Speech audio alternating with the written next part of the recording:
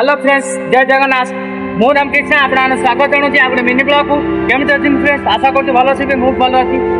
जैन भाई, आज आसलु भंजनगर अंतर्गत गंजाम जिलार गोटे वाटरफॉल को जो कि कहुए चक्रघाटी वाटरफॉल। आ भाई आज आसलु आम ये कैंपिंग करने देखी पारे आम कैंप को लगे टेंट। भाई वर्षा हेवी रेन पूरा हो भाई, खतरनाक बिजुली भी मारुति। आमतीका भाई ये प्लेस ये भाई हाथी पल भी अच्छा मिनिमम 22 फुट भी हाथी अच्छा। आसला बेले फरेस्ट डिपार्टमेंट वाला भी कही चारिटा होनु तमें जमी रिटर्न होगा पड़ो नचेत जीवन उपरको फुल आंच भी आसपे। आम तो भाई सब डिश बन खाई सारूँ।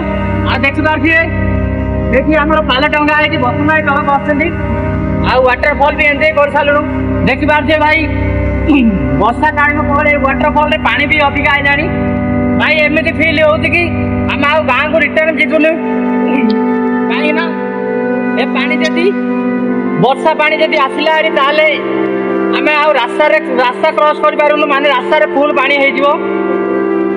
माँ को ये ऊपर भी माँ चक्रघाटी अच्छी माँ को ये माने प्रार्थना करें माँ कि वर्षा माने बंद कर दिंतु आम घर को कि भल भल पलाऊँ।